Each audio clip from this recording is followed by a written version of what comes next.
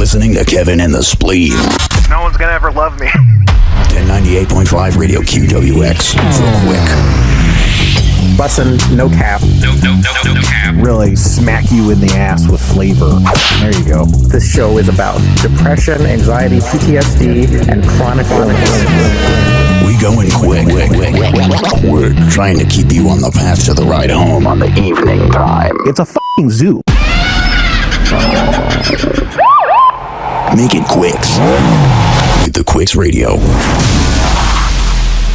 White lives do not matter.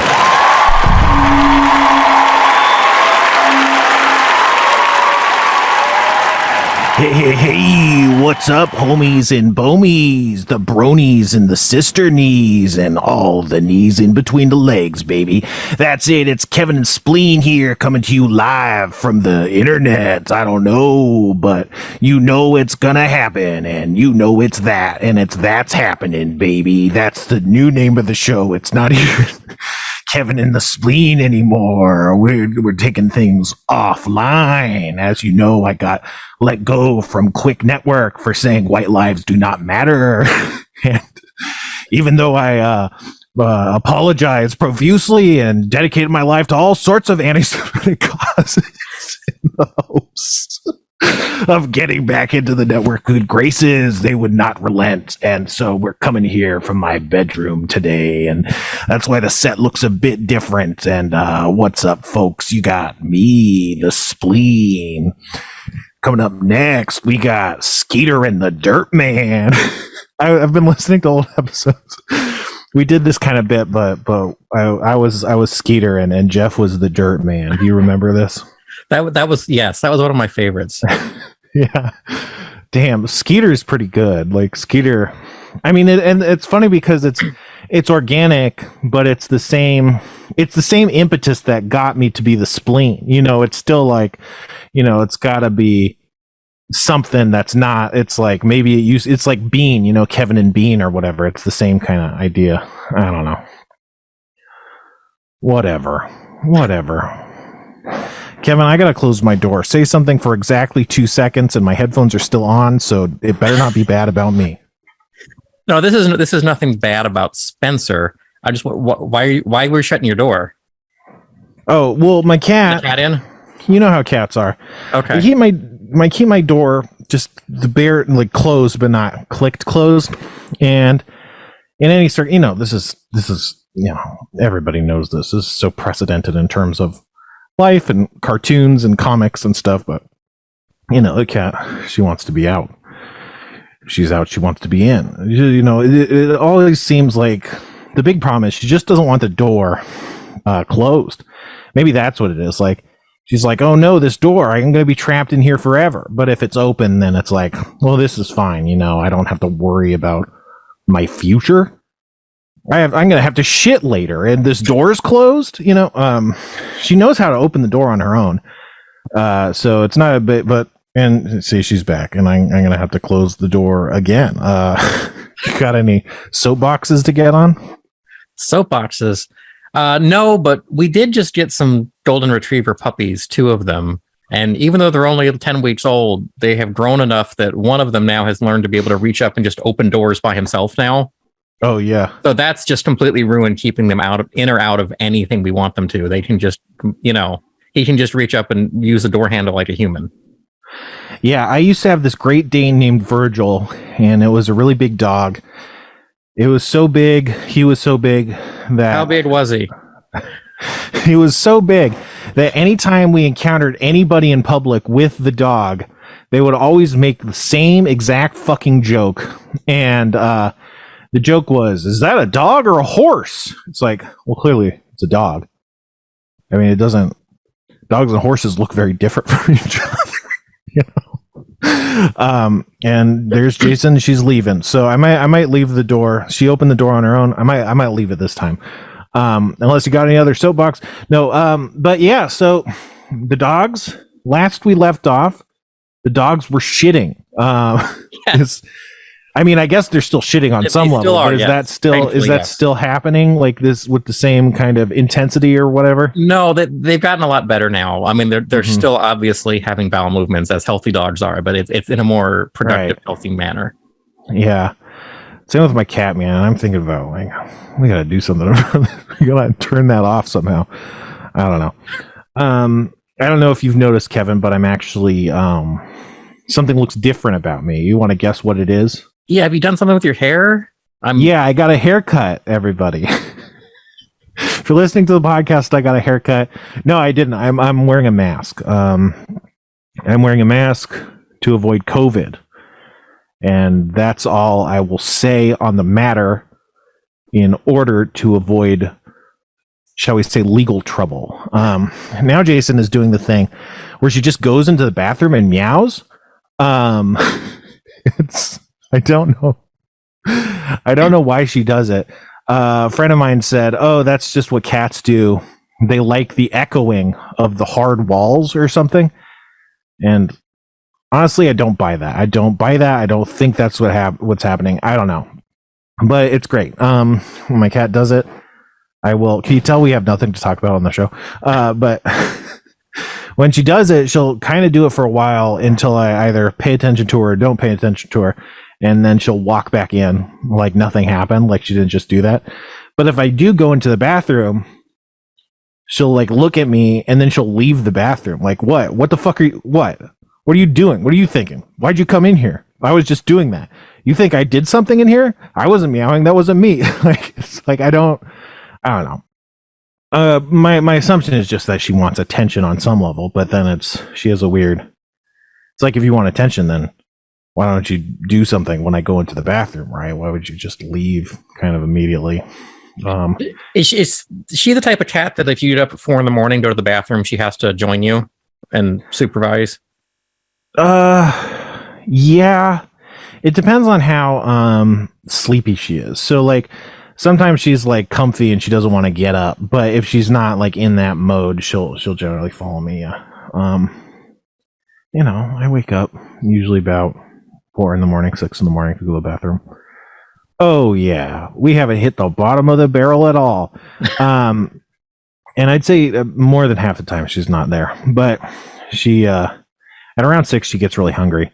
And she expresses that by, I don't know, she doesn't come walk on my head like a lot of cats do that I've seen in videos and stuff, but she'll jump onto the bed and then she'll jump over me and then she'll jump onto me and then she'll jump off the bed and she'll just kind of like hop around until I realize, oh, that's she's wanting to get food. And then so I have to get the food and the whole ordeal.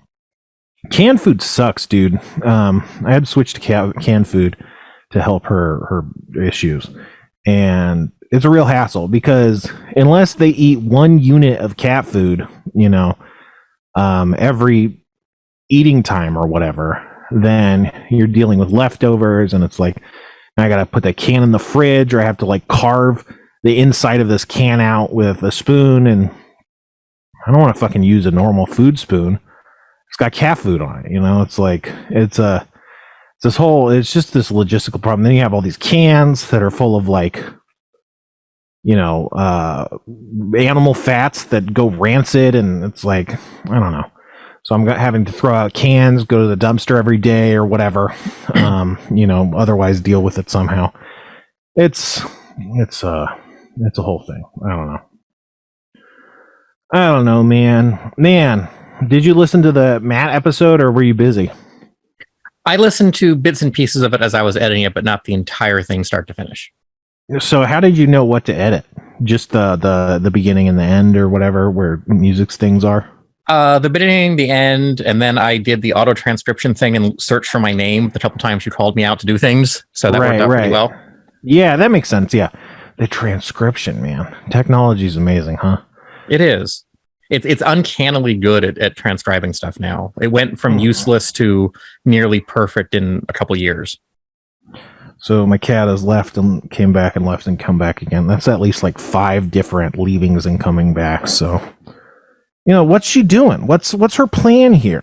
I guess she just wants to have more of a room to move around than just this prison that I myself am confined to. I don't know, man. Technology's great. Matt Apodaca is great. Podcasts are great. Not this podcast, but sometimes it's good. Did you do anything for Halloween? You know what? No, I don't. I was gonna rant about this to Matt, but I didn't get around to it. But I don't like Halloween. I don't like holidays, and I don't like Halloween probably the most of all. But like holidays just kind of remind me how out of sync I am with the rest of society. Like, and I think a lot of people, get feelings like this because all sorts of kind of things that have become, I don't know, Disneyfied in the public consciousness or something. When people compare their lives to that and go, "This is what I'm doing," I think that can lead a lot of problems. For instance, just not having like a standard nuclear family or something for a lot of people can be all like, "What am I doing wrong?" And it's like you're not doing anything wrong. It's just television has depicted nuclear family for long enough that it seems like it's normal, and it's not necessarily normal. Whatever. But holidays have always been annoying for me. I think it started when I was like more teenaged and stuff, when a lot of people would have like Halloween parties, and I would never get invited. I would never get invited to like any parties that happened, like ever, until I was like out of high school, and then I just had a couple friends who were always just doing parties, and then I would go to those, but I felt out of place there too. But anyway, so there would always be holiday or Halloween parties, and I would never get invited, and I'd be like, "Fuck, man. This sucks." And then when I would go to parties, Halloween or otherwise, not other Halloween because I wasn't invited to those. But normal parties, I would just be like, "Man, I don't fit in here. This just sucks." It's just a reminder of how like I could be at a party and there's still this weird wall between me and normal people. Definitely part of it was the fact that I don't like drinking, and I don't like drinking for various reasons, but one of the reasons I don't like drinking was because I would smoke weed. And if you smoke weed and then drink, it gets you really, really fucked up. A lot of people like that. Cross-faded is what they call it. But for me, it would just be like, I'd just instantly get sick. The room would be spinning and I'd have to throw up. It would just be awful.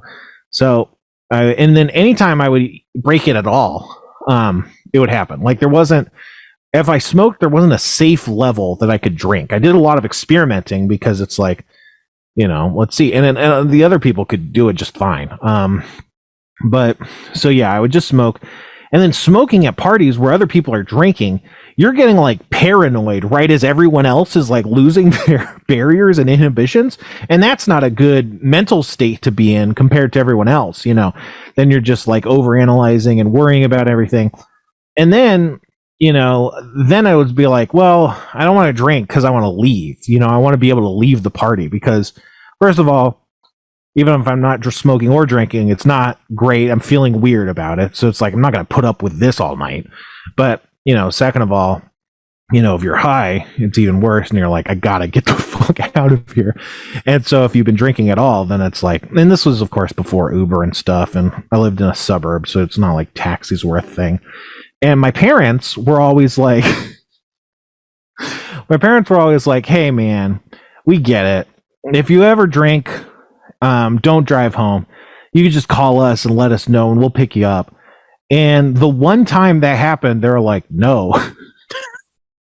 And so, there's a lot of formative events in my life that taught me that my parents were scum. But, that was definitely one of them. It's fucked me up, man. I think that I'm like afraid to ask for help, which is a very normal and even healthy human behavior. Not just healthy and it lets you solve problems, but it's healthy in the sense that like it builds community. People like when you lean on them and ask them for help and stuff. And I'm just like, no, I can't ask me for help, because when you ask people for help, they say no. And then you're more fucked than if you had figured out some bullshit fix to do on your own because you couldn't ask for help. You're just fucked, and now you can't drive home, and your parents won't help or whatever. It's like a really traumatic kind of thing.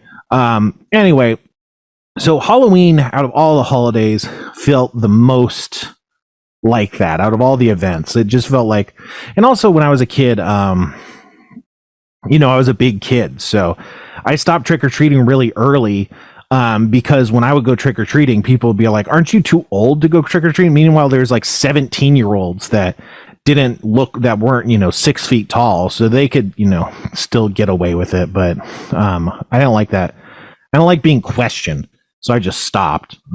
Whereas, so then, like on the other side of it, the friends that were doing that before we were getting invited to parties, I wasn't really part of that either. So it's just like, in all ways, it's just like, you're not normal. You don't fit in.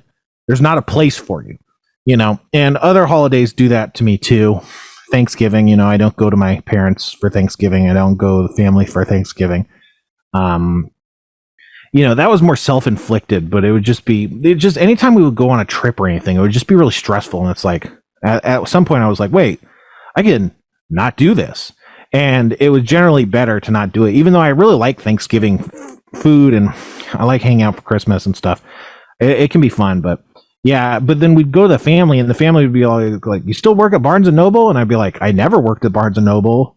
I worked at Borders, which has been shut down for 5 years now." Is that what you mean? And so it's not fun having this like literally the same conversations. At some point, someone in my extended family on my mom's side married some other people, and they had like European grandparent, or the wife had European parents, and so then sometimes there would just be like this old European couple at the party, and they were really cool. Like, it was great to talk to them. Like, they weren't like that in conversation. They weren't like, "Hey, you still working at Barnes and Noble?"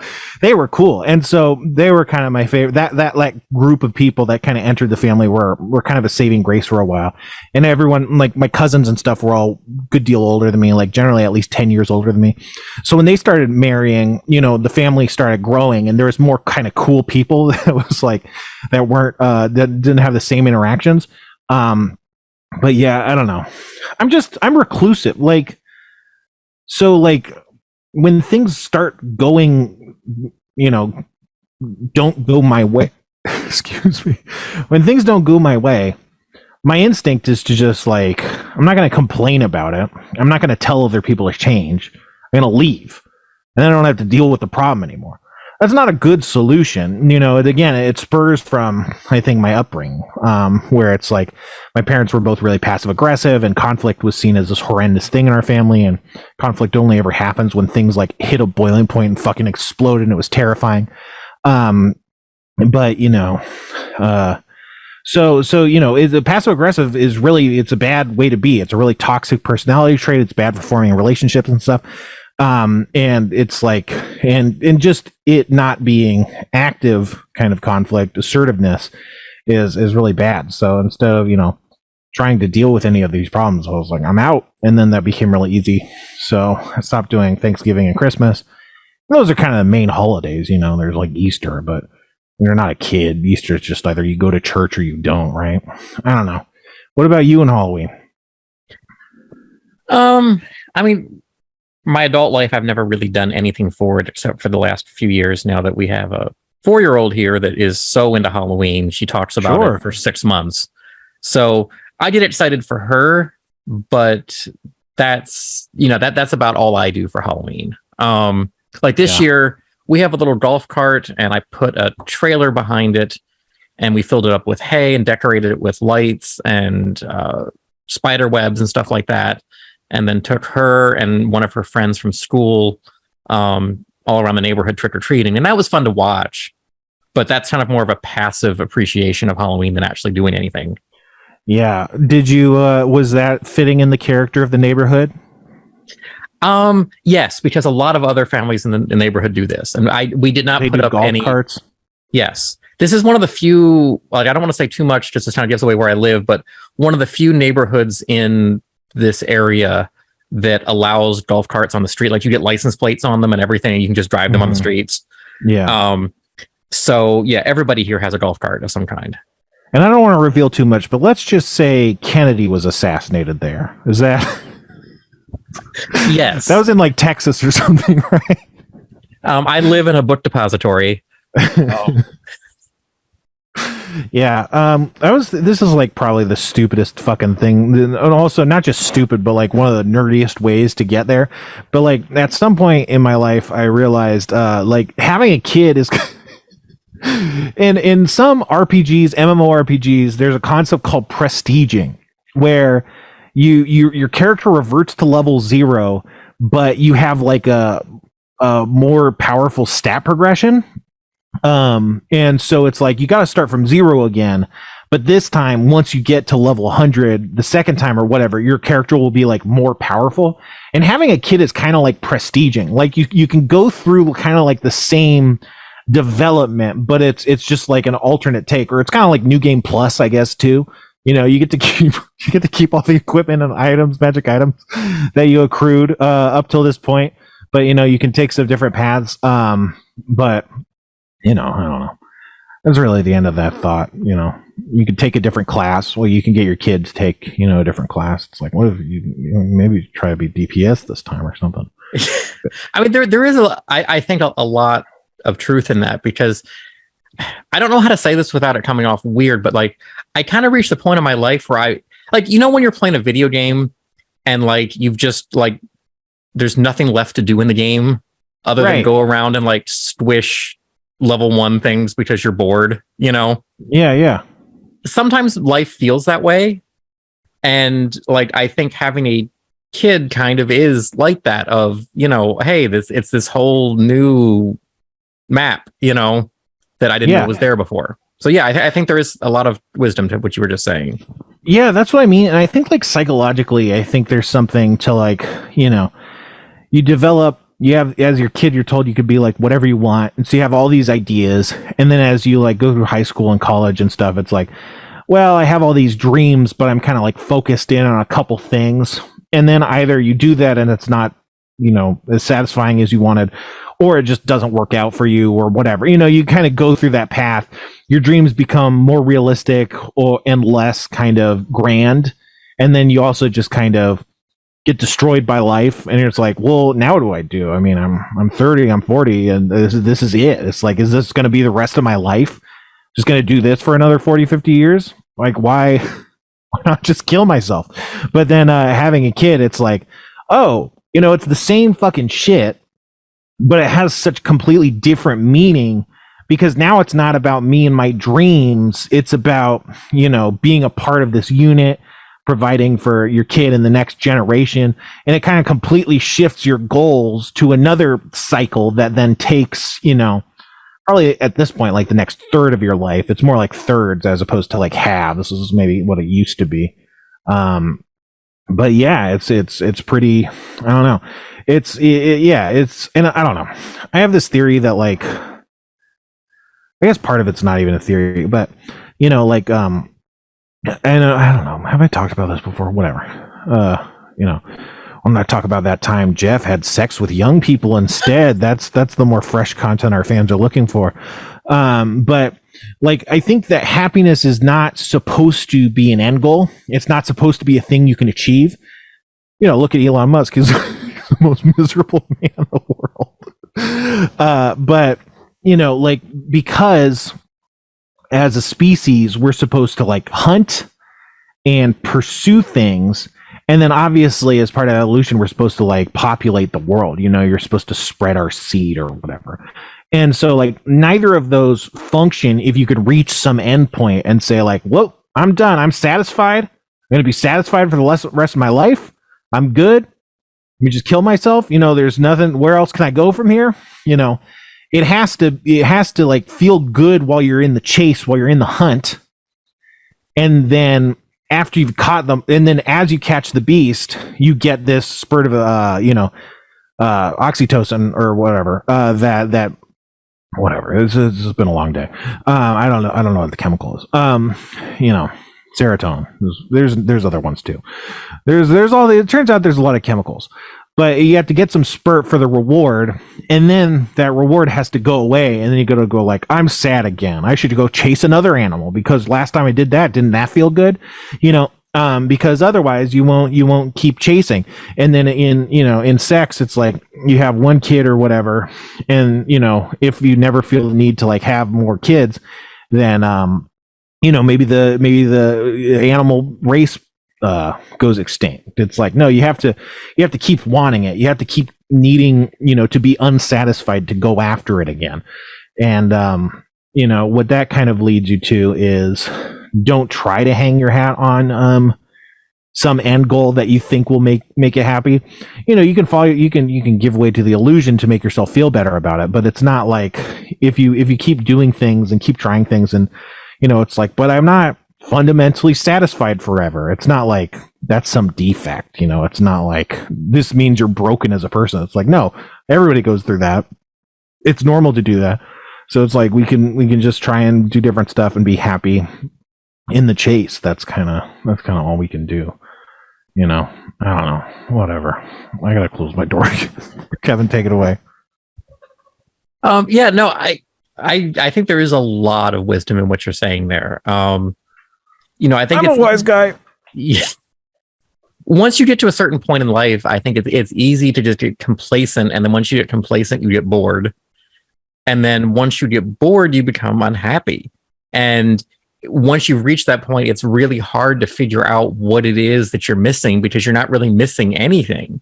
It's easy to be looking for okay, well, I just need this and I'll be happy, or I need to do this, or I need to chase this goal. And that sometimes is not what the problem is. It's just you've reached kind of this satiation of dopamine or just accomplishments or whatever. And that's a really hard rut to get out of. Like I felt myself in that a few times, where I'm just like, not that I have everything I want in life, or that I have, this easy life or anything, but I reached a point where I'm like, okay, I can solve these few problems I have left, but now what? Like that, I'm not going to be any different than I am right now. So why chase those? And if I'm not chasing those, then what's the point in any of this? I don't know. That sounds really fatalistic, but it's a hard rut to get yourself out of. Yeah, but I think what you said is like, that's the truth of it. It's not like you tend to go like, what am I missing? What's wrong with me? What more should be done to perfect this puzzle? And what's missing is the realization that where you're at is the stage in the cycle that's meant to be a cycle. It's not meant to be a line that has a termination point, and being on that cycle, this is the part where it's like, I better start over. I better try to get back on the horse or whatever. It's not like, oh, I just need to go to this next line that's a little bit farther. It's not how it works. It's forever. Which it is kind of fatalistic, but that's why if you're feeling like that, have kids. Maybe even if you're in a bad relationship, what could go wrong? Everybody always says, having kids solves all of your life problems. Just jump ahead and do it. Yeah. I feel like there was something food related that I wanted to talk about today. I was thinking about it earlier, but I can't remember what the food was. I don't know. I went on a walk. It's been colder out, so I've been trying to go on hikes and stuff, but I don't think I have the physical acuity to do the hikes I used to do. The hike I used to do, it was basically just like this really severe uphill climb that was basically like climbing stairs. Like it was that steep, and a couple kind of like less steep inclines until you got to the top, and then from there it was like a lot easier, and there was a good while where you could kind of walk it off and it was straight, it wasn't uphill. But it's basically like you're just climbing up an entire, I don't know. I never know what to say when I want to say mountain, but it's like small mountain, because it's like, I wouldn't call that a hill. It's definitely like a mountain, but it's not like I'm at the bottom of this mountain and now I'm at the top of this mountain. That would take, days or something. But this little mountain, you just got to walk all the way up it. I don't think I could do it. I'm so fucking fat.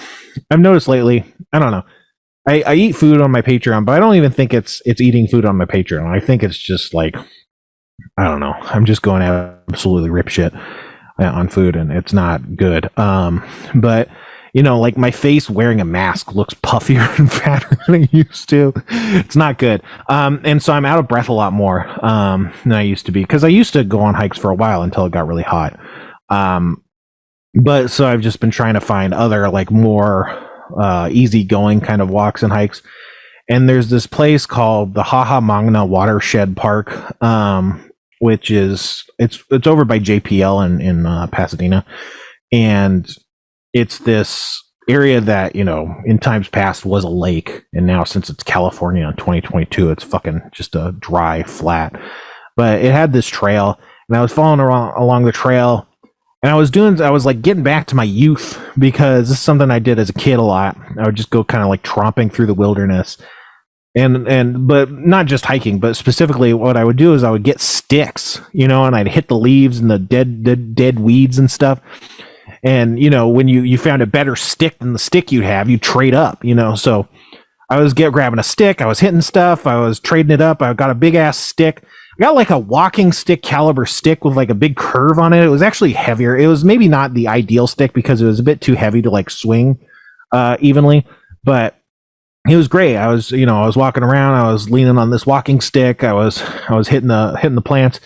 And I was like, man, this is just like when I was a kid. And it's like something so like, I don't know, great about it. It's like I haven't done it in a while. I've done a lot of hikes and they're great, but the thing with the stick and getting different sticks was like, this is fucking awesome. And also in a lot of the areas I hiked, there's not actually sticks. So this one had a bunch of sticks to trade with. It was great. There's this big wooden there's this like, I think it was like a burnt tree that is like falling apart, like a dying dead kind of sapling kind of tree or something, and it was behind a fence, and I whacked it with my final stick, and it just exploded. Like the whole thing exploded. I was like, this is so fucking satisfying.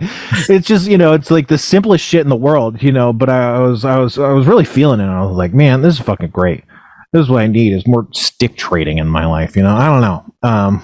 But yeah, when I was a kid, like we lived in a suburb, but the suburb had all these kind of like grassland areas between that. It was, you know, didn't really belong to anyone. We just kind of go through there. There's areas that people had dug up and like made like pits and kind of caves almost. We go hang out there, and you know, it's like kid world stuff, you know, where it's just like, this is not something adults do, because it's not like a presidential hiking trail. It's just you're going through like a cow field or something, you know.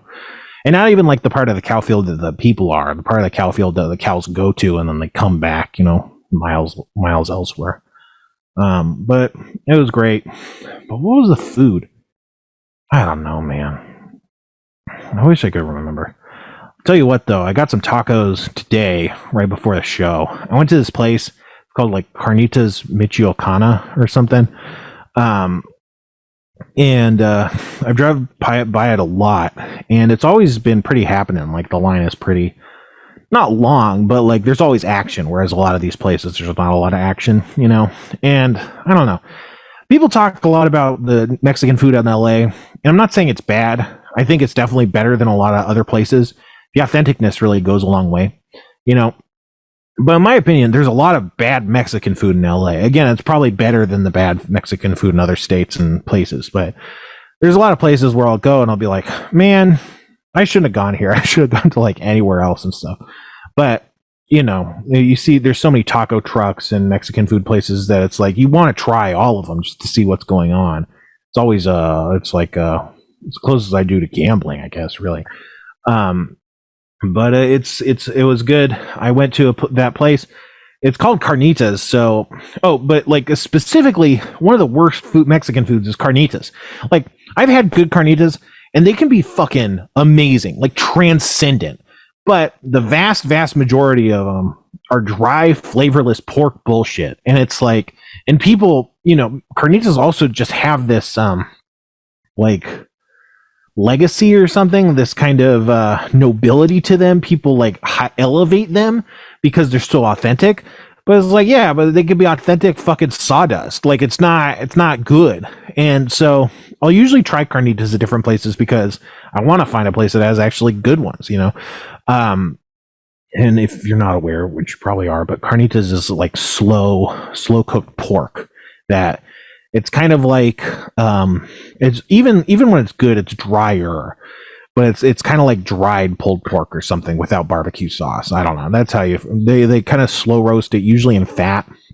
But you know, you'd think that process would make it taste better. It does. But yeah, like I said, a lot of times it can end up dry and flavorless. And you know, pork's a really good meat, but if it's not seasoned and cooked right, it can be really flavorless. which I guess is true. I don't know. Chicken's usually pretty solid. Even like bad chicken's good. I'd say like beef is more kind of like pork, where a bad beef is like ugh. But anyway, I got the Al Pastor tacos and I got the carnitas tacos. I got 3 of each, and they were like the perfect size tacos, where it's like they're literally not even like trying to like stuff them in your mouth. They're just 2-bite tacos. Like you bite probably a little bit more than half of one easily, and then you got the other half in the second bite. And so I got 6, which I was like, this might be too much, but 6 of these size tacos were, just the right amount. And they were both so fucking good. Holy shit. I don't know what it was. I think it was just that there was salsa kind of on them. Some tacos will come with salsa and some don't. I'm not a guy who like fiddles with salsa. If they don't put it on already, I'm not gonna fucking bother with it, which is weird. This is a weird thing that I do, but I don't like dipping stuff in sauce. I don't like applying sauce myself. It's just not. I just like once I have it, it's like I'm just gonna eat it. I don't know. I guess the exception is like cheese. Like if that Taco Bell they get chips and cheese, or the nacho fries and cheese, I'll dip that, I guess. But I just don't bother with it. It's too much of a hassle. And man, they were so fucking good. I gotta go back. And it was cheap too. You have good carnitas, good Mexican food anywhere? I'm sure there's some places in like proper Chicago, but maybe not like suburbs. Yeah, I mean, I've been on this tamale kick lately. Do you have good tamales there? Tamales are another one where there's a lot of bad tamales. It's like, there are. This is just masa. It's just like fucking raw cornmeal or whatever. Yeah, no, So I was going from one place to another trying different tamales and was disappointed in all of them. Yeah. And then sort of like in this fit of defeat, I went to the grocery store and just bought some frozen tamales, and they were better than any restaurant. So I don't know if I'm just like bad at Mexican food or if the frozen tamale actually legitimately is just better than what I'm getting at stores. That's kind of like what I'm talking about. Yeah, where it's just like the store-bought ones, they probably just have enough salt in it or something. It's like maybe they just don't put a lot of salt in the protein and stuff. And that can, I mean, salt's like, to me, salt's one of the biggest fucking things.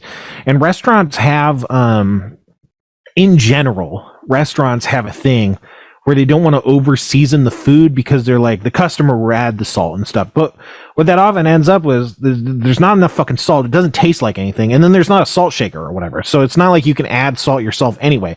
But it's just this kind of general restaurant thing that happens a lot. And it's like, Jesus Christ, man, you gotta use some fucking salt.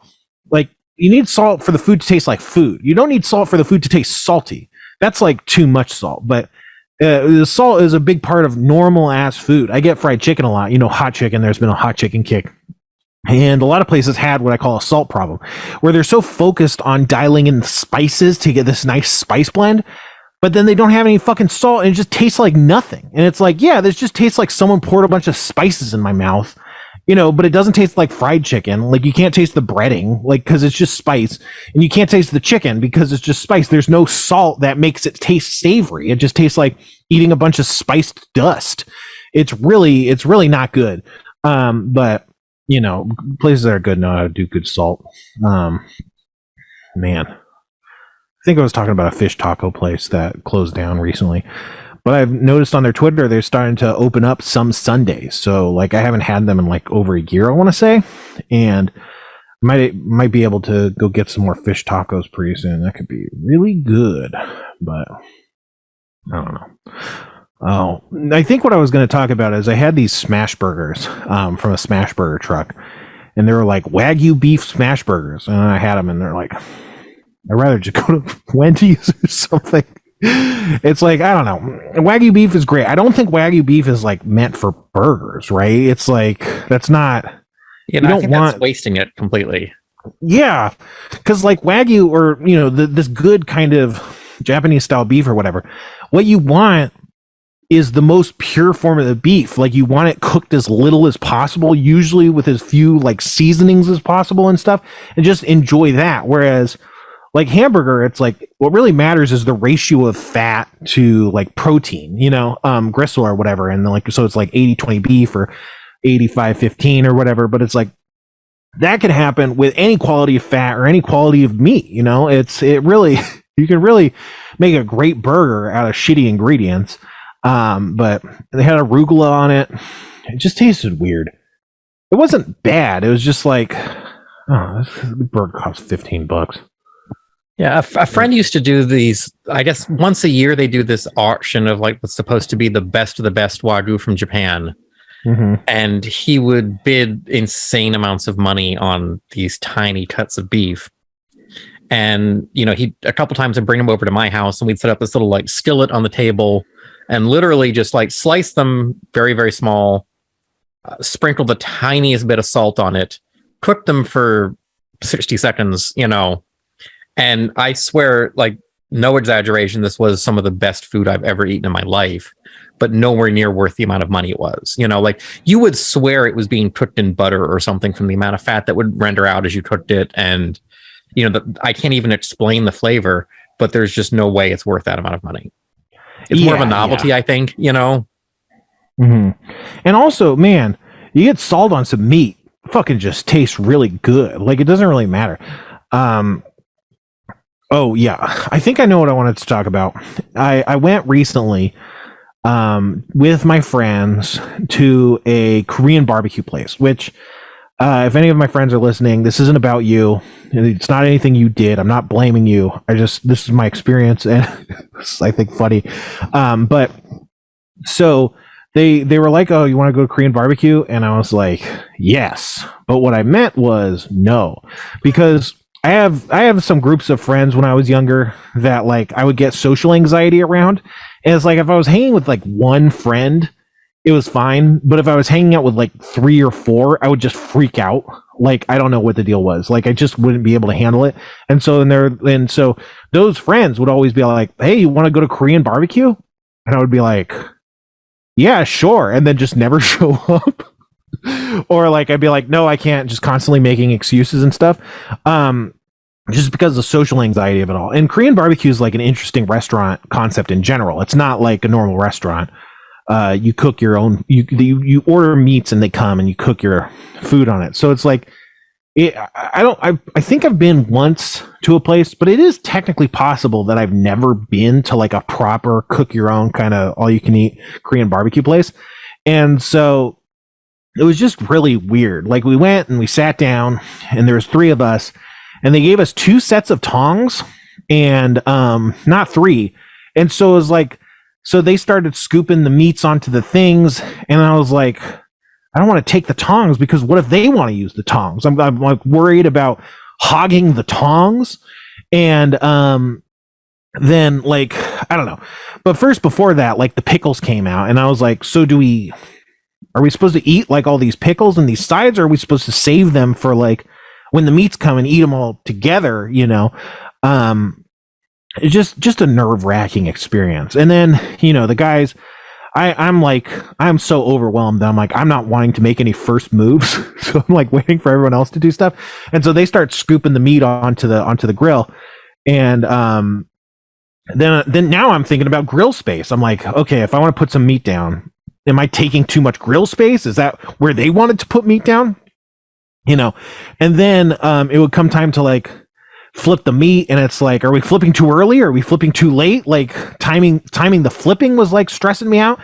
And then like there was a point where like the chicken took way longer to cook. So we put the chicken on like first and then we put the beef on, but the beef would get done like way faster. And so it was like rarely clear when the chicken was supposed to come like flip.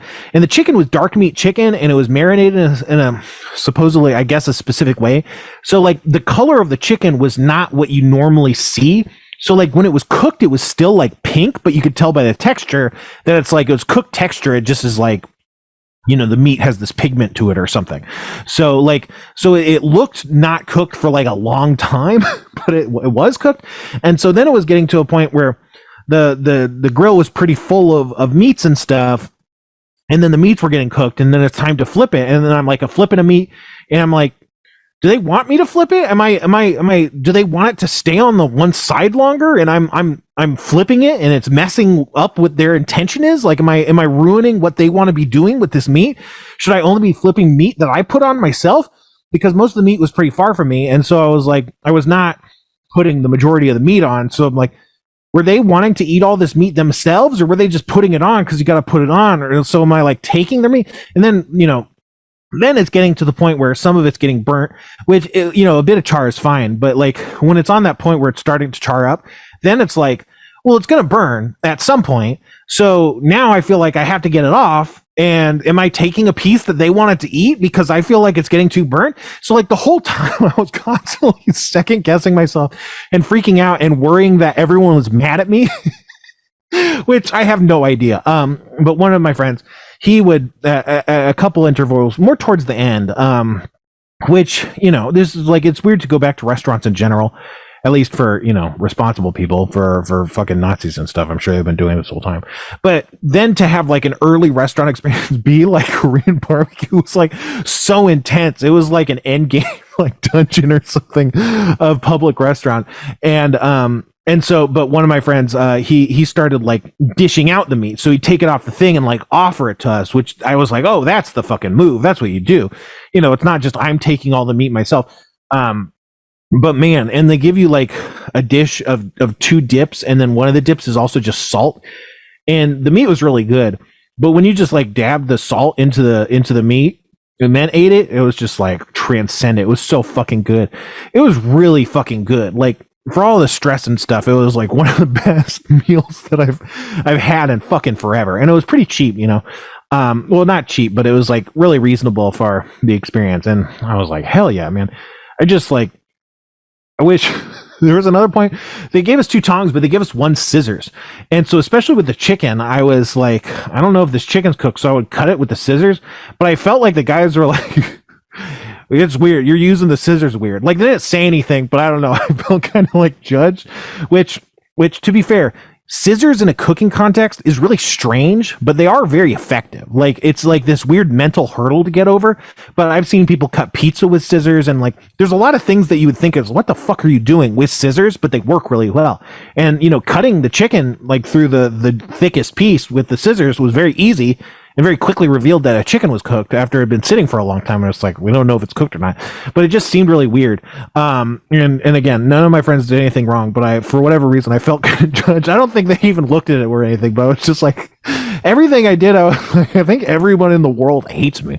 So it was really stressful. But it was really good. But man, yeah. Have you tried like one of the restaurants that does like fondue in a hot pot kind of thing? Because that seems like that would solve all of your problems here and still yeah. experience. I haven't done fondue, but I've been to like what do you call it, a hot pot place, like a shabu shabu place or whatever, and that's kind of different. But I don't know. Maybe I went to a bad shabu shabu place. I don't know, but this was like light years fucking better than any of the hot pots I've ever had in my life. One of my favorite restaurants here is a place where the first course is they put this big vat of molten cheese in front of you, and it's just like as an appetizer. You do bread and vegetables and apples and whatever you want to dip into it. Then they take that away. Then they put this giant vat of hot pot boiling liquid, and then you get to order what meats and things you want to dip into it yourself, though.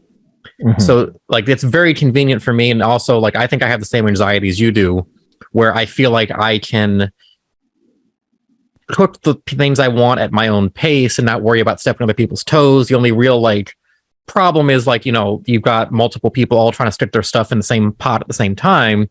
But other than that, you're on your own. Yeah, at the shabu shabu place I went to, like you got your own individual pots. So like that even solves that problem. Okay. You just get a hot pot. But the fondue cheese isn't like fondue cheese or whatever. It has this complexity. I think it's because like sometimes they cut it with beer or alcohol or something. Like it has this weird tang bitterness to it that I don't like, despite it being like honestly pretty good.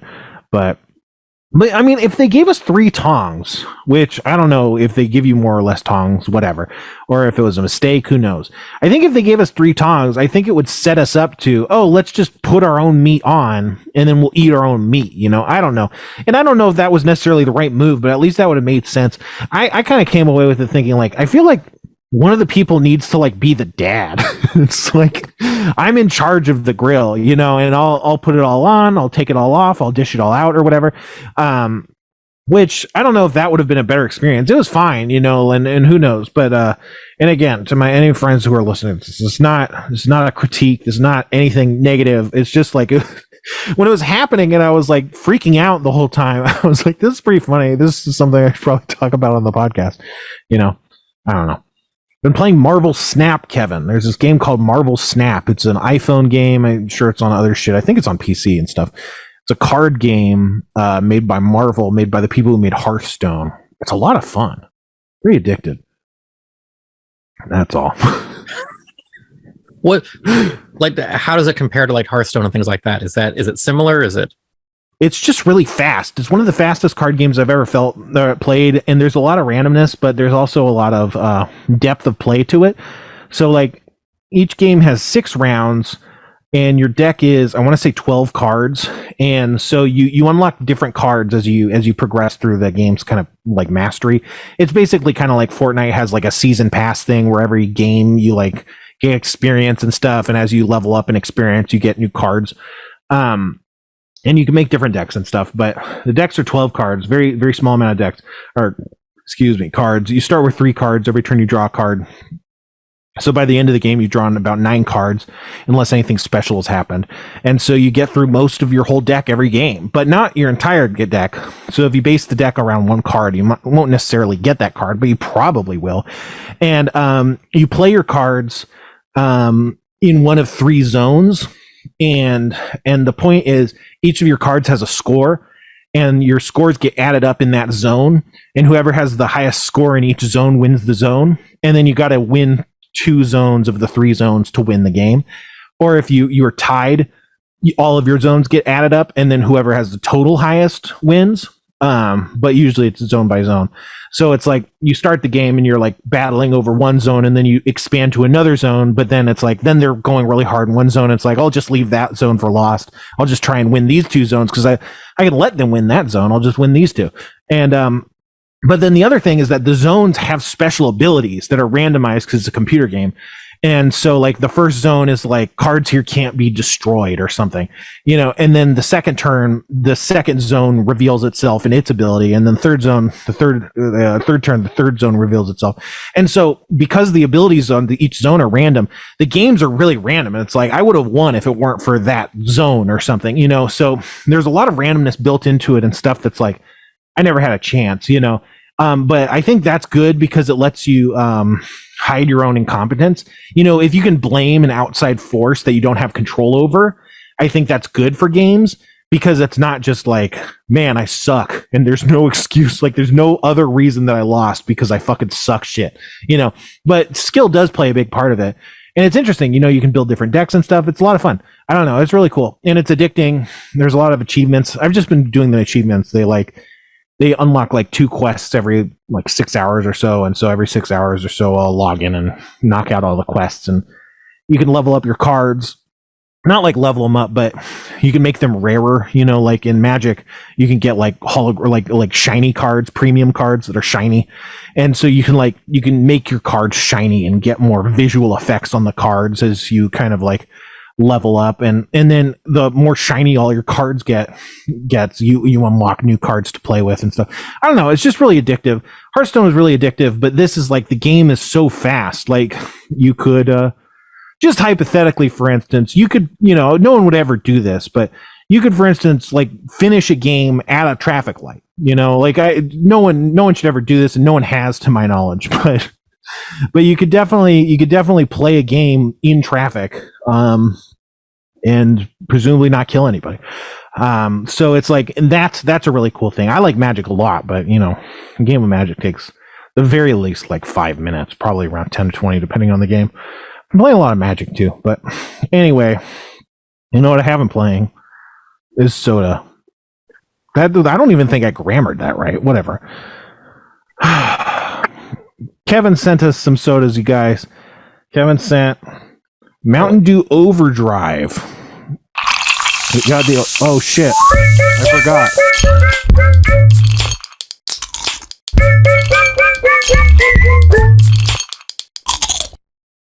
Oh yeah, that's right. We gotta talk about Nazis too at some point if we have time. But yeah, so Kevin got Mountain Dew Overdrive, Dew with a blast of citrus punch flavor with other natural flavors. There's a picture of like a mango, a raspberry, a lime, Looks like a constipated duck. A flamethrower for some reason. There's a surfing reindeer. There's a lot going on this label. Like here, I'm gonna hold this up to my camera and talk for a second here. There's just a lot happening on. Like this is one of the probably the busiest Mountain Dew labels I can think of right now. Yeah, I agree 100%. And if you want to see the label, go to thathappenspod.com for video episodes. But yeah, this the fucking reindeer or whatever is getting his like fur blown back like that guy in the chair in those like audio ads or whatever, you know, with this big speakers where he's getting blown back and his tie's getting blown back. But is he like riding a skateboard or like a surfboard? To me, it looks like a surfboard. I mean, it kind of looks like a single ski, but I don't think it can be a ski. And there's water elements, so it's got to be like a surfboard or something, right? Yeah, I don't know. There's so much going on here. It's really confusing. It's kind of like, it's not bad, but I would say it looks less professional than a lot of the other designs. Like it just kind of looked like someone slapped this together. But it looks fine, but it's just like really rando. Oh, this is like a jet engine boat on the right here. It's like the boat's spitting fire. I thought it was a flamethrower. Yeah, so some of the graphic elements are like hidden behind this calorie label. So yeah. I think we're missing what's going on here a little bit. Yeah. And it's available at Casey Stores or something. Casey Groceries, is that what it's called? Yeah, Casey's. It's like a gas station convenience store kind of thing. Oh, gas station. Okay, yeah. So I don't have those, but Kevin does. You want to smell it, Kevin? I'm not going to smell it because with my mask, that's a whole thing. Okay, it smells. Maybe I can. I'm smelling some pineapple. I think a little bit. Maybe some like mango or guava. It's a lot of tropical scents in here. Right. Maybe a little hint of berry though, like not strawberry, but I think maybe raspberry. Yeah, it definitely looks like there's raspberry, and I think this is a mango. It looks like the mango from like Crash Bandicoot. Yeah, there's a lime on there, but I don't smell any lime. Yeah, it's interesting that the kind of tropical notes are taking it. Yeah. They don't even say tropical. They say blast of citrus punch, which is like not like tropical. You know, punch doesn't imply tropical flavors at all. It's kind of just like, you know, cherry and strawberry and shit. I don't know. Yeah. You want to give it the first try? Okay, sure. Okay, it does kind of remind me of like high C fruit punch a little bit, you know? Kind of like I don't know, like a fast food place's fruit punch out of the fountain, but with a little bit of that caffeine-y Mountain Dew kick at the end. Yeah, like the citrus definitely melds with whatever berries and stuff, which is kind of like fundamentally what fruit punch is, I think. It's like, let's just do some strawberry and other berries and then put that with the lime and the citrus, and that'll get us to punch. Yeah. This is not bad. I would drink this, but it's a very confusing clash of flavors that don't really stay distinct. Yeah, that's the thing. They kind of just meld together, which is, again, kind of punchy. But I like it. Do I like it more than... What was the other one you sent? The Supernova, was it? Yeah. I think... I don't know. Let me get another try. Hold on. I think I like this one better, but not by much. Yeah, and also I feel like this is kind of more what I was imagining when I was like picturing... Oh, it was Typhoon, I think. When I was picturing the Mountain Dew Typhoon. I think I was picturing more of this kind of punch, whereas what they delivered was maybe more like a Hawaiian punch in the Typhoon, like that classic just red flavor, you know. This is more kind of like a rounded punch. That's good though. I like that. Kevin, the clock has stopped. Time has stopped. We'll have to keep doing the show forever. We're stuck at 18 minutes and 44 seconds forever. This is like a Twilight Zone episode now. Well, I don't have anything better going on, so that's not a big deal. Okay. But I don't know. You usually time this around an endpoint, right? So let's try that again. All right, there we go. We're looking at the clock, and if you want to look at... Oh, wait, they can't see the clock. They can't see the clock at home, no. That's just for you. If you want to look at us talking about the clock, thathappenspod.com. Okay, so this time is right, though? We're good? Yes. Okay, so I guess before we tear into the next one, we should probably do a quick news time. You got the news time music? Yes. I think. News time incoming in 4, 3, 2.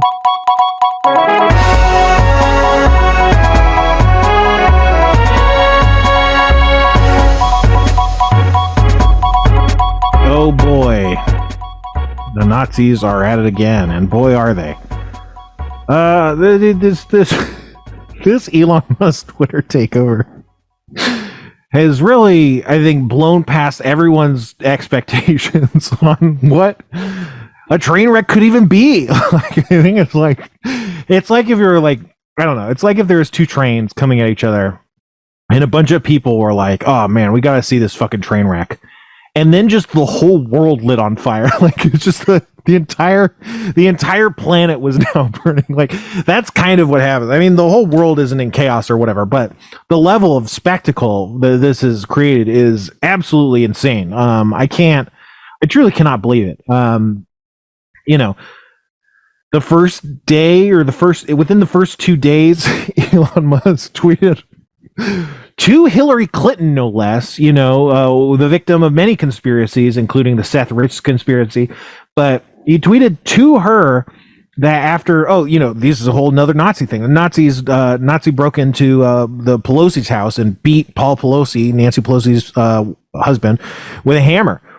And when that happened, conservatives didn't even, that's the new thing, is that conservatives aren't even stopping. Like, as more shootings have happened, conservatives haven't even stopped to offer thoughts and prayers. Really, they've just kind of skipped that, and they're now going yeah. I mean, if you don't want people to get shot, you got to vote for these fucking Democrats out of here. It's like, this is what we're talking about. It's now past the point where they have to pretend that they're not causing it, and now they're saying this is actually your fault, and the only thing to do is to listen to the fascists. And that's what happened with that attack. Everyone was laughing about it and saying, this is good. This is normal. This only happened because people were mean to Republicans. insane shit. But what Elon Musk tweeted to Hillary Clinton is that it turns out that it was a gay lover. It was Paul Pelosi's gay lover who did it, which is false. I probably shouldn't even be signal boosting the misinformation, but it's an absolutely absurd thing. The connection I didn't see anyone make is that before everyone seized on that theory, Dinesh D'Souza, famous convict, famous political convict, famous propagandist, famous liar, said, he tweeted, hey guys, when shit like this happens, I like to imagine what possible Hollywood stories, if this were a movie, what possible Hollywood twists and turns it could be. Maybe it was a jilted lover scenario. And then immediately after he tweeted that, everyone was like, no, it actually was that. It's weird in this covering of it for it not to me at least, for them not to mention, which was first floated as a complete non-true hypothetical by Dinesh D'Souza. And then everyone's like, no, that actually did happen. That's what happened. I don't know. It just seems like a missing element in these stories because, I don't know. Imagine that. I don't know. Imagine that 9/11 happened, and then immediately after it, Donald Trump was sometimes I think about 9/11 and I go, what could have caused that? Wouldn't it be crazy if aliens caused 9/11? Wouldn't it be crazy if Jews caused 9/11? And then everyone was like, no, that one, yes, no, they did that. It's you can't say someone's true or something's true because someone floated it as a imaginary fantasy they were musing about, rather than the first guy who comes up with it has to be no, I think this is true, but so often lately conservatives are seizing on things that other people are saying is fake. Chris Rufo, famous Nazi, starter of the CRT panic, he said so many times, he's the point is that CRT isn't a real thing and we will make it seem like a real thing to get political power. And then everyone's like, yeah, CRT, it's a huge problem. It's the guy who invented it said it was fake. He said it was fake so many times. But and then you can't just say that to people. You can't go, the guy who invented it, so it's fake. They're like, that's what the fucking libs want. And it's like, no, he said it himself. I don't know. There's a big, but so Elon Musk tweeted it to Hillary Clinton. He deleted it. He did not apologize. He didn't say anything about it. Insane thing to do.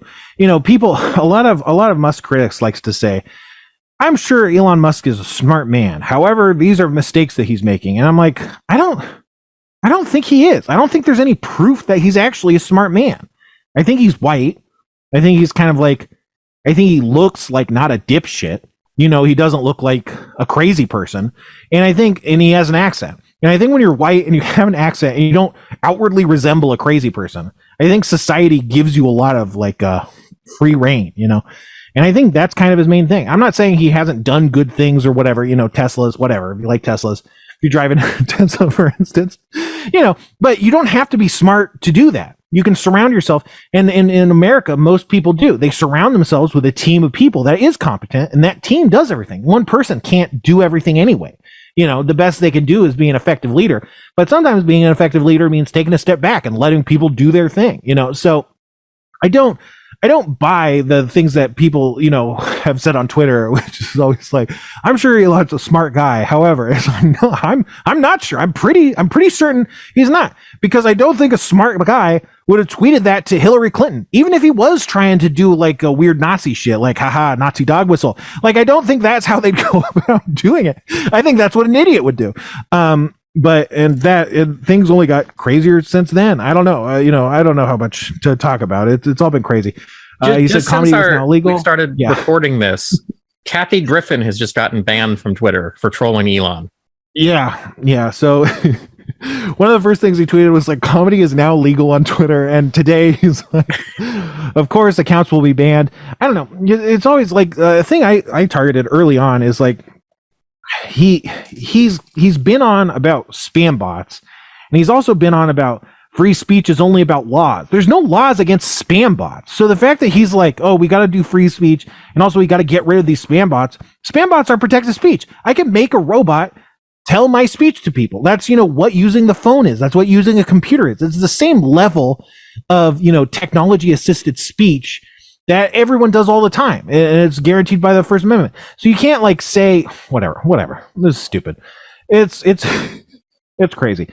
Mastodon seems like a piece of shit. I don't know. I made a Mastodon account. I don't even know what it's called because it's a fucking email address. But I don't really plan on using it in the near term. But hey, find me. It's like the Sixler at Mastodon online. I don't know what the fuck. Who knows? The thing about Mastodon is you got to join a server, but the servers don't really matter, except they do. Like you could talk to people on different servers, but the servers still control what you can and can't say. So like it was like, hey, join this server. It's the biggest English speaking server on Mastodon, and you join it, and it says you have to agree never to say anything that breaks German law. It's like, I don't know what German law is. How am I supposed to fucking obey it? Like, I don't know. In the webs on their app, they say like, oh, join a server. There's all these categories of server. And I know that you could get like an email address based on, I think, what server you join. And so I was like, I want to join like a funny server. And it gives you emojis that are options of the different topics and stuff. And at the far end to the right, one of the options it gives you is furry. And I was like, hell yeah, dude, I'm gonna join a fucking furry server. I want to be the Sixler at furry.mastodon or whatever the fuck. And so you click on the furry, and where it's supposed to list servers, there's no servers listed. So I'm like, why is the app telling me I can join the furry servers when there's no furry server? I don't know what the fuck's going on. But I don't know. There's something very Canadian about Mastodon, and I'll just leave it at that. I'm not going to get into that. Explain that any further. We also got these Haribo sour sparks. I've ranted about Canadians in the past, and if you know my rants on Canadians, it should make a little sense. But if I had to guess any who actually understood what I meant by that, I'd say 0 people understood that. But hey, it's not for you; it's for me. You think we do this podcast for other people? You think this is what we would do if we were doing this for other people? Like, that's not what it's about. But we got the Haribo sour sparks. Oh shit! I know another thing. We were supposed to try and talk to people about the fucking sandwich. the rib sandwich from Arby's. Fuck. And next week we're supposed to have a guest. Yeah, that's okay. Next week we're supposed to have a guest, so we probably won't talk about it then either. Whatever. You got the sour sparks? I do. So these are the Haribo Sour Sparks. They come in cola and lemon, apple and cherry, and raspberry and pineapple. Weird. I was gonna try and bite the package open, but I'm wearing a mask. That's something I wear a mask when I go to fast food, like when I go through drive-thrus and stuff, and they give you the drink and they give you the straw, and I always go to bite the straw package open. I'm like, I have a mask. This isn't gonna work.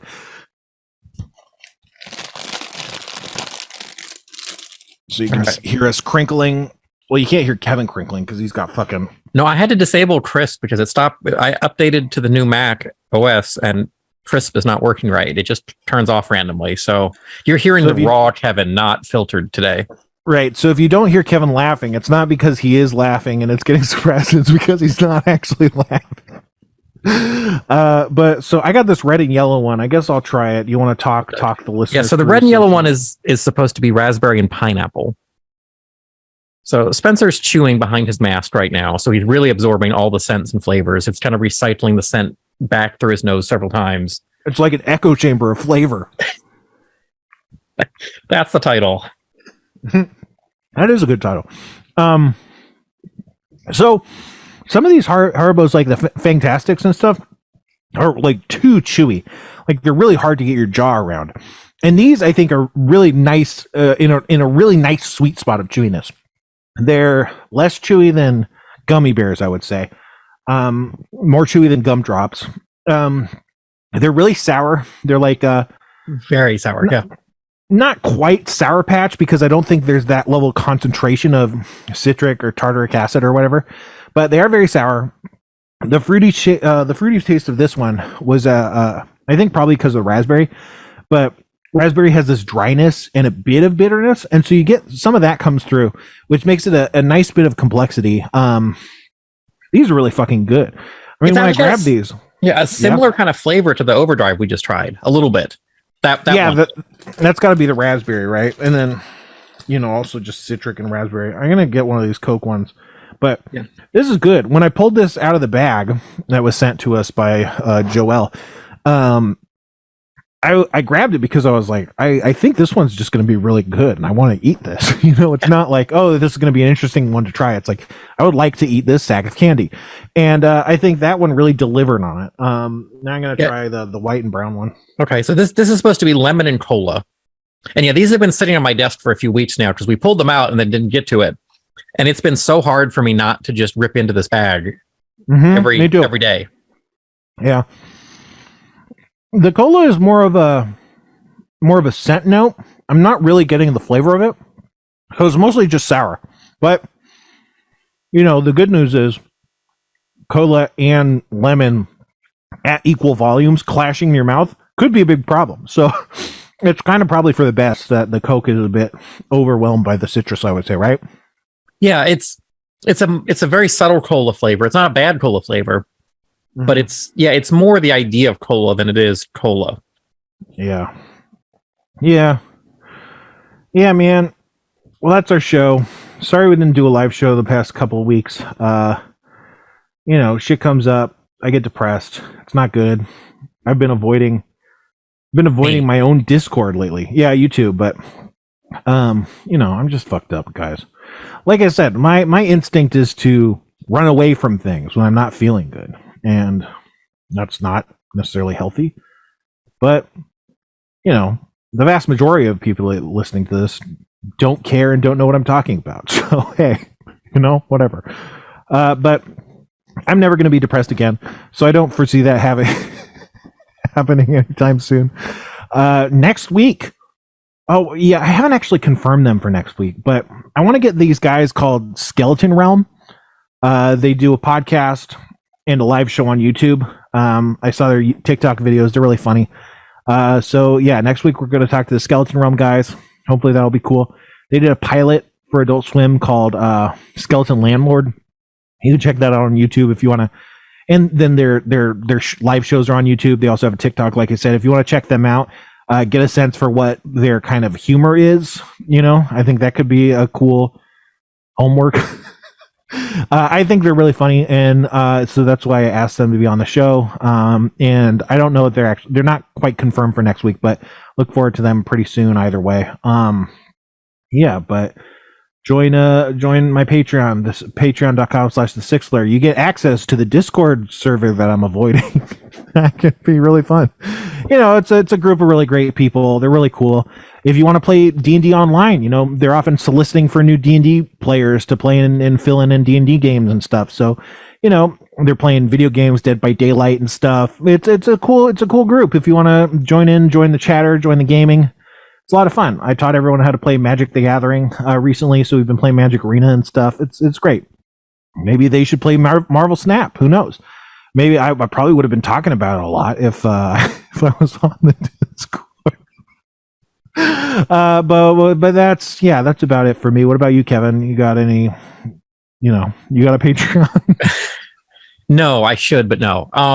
Yeah. So if you're watching this live, coming up next is some of the best of Channel 101, followed by Real Life Sci-Fi with Wade and Willie.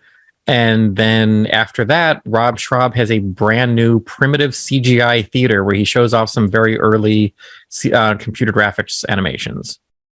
So that's up next from SchraubOnVideo.com. And if you're not watching this live, you should come check us out every Sunday. So that's like from the history of videos back when CGI was a really early thing that people were using to make videos? Yeah. Okay. The really early cheesy, like Tron level stuff, Yeah, that's awesome. Okay. So that's our show, and we like to end the show the same way we do every week. So as always, my back has been really hurting, especially when I drive, and I try to drive around a lot, and I've been trying to drive around a lot more just because when I'm in my car, I don't have to wear a mask, and because I'm an anti-masker. But man, my back has been hurting. I've just been fucking that up, and it sucks.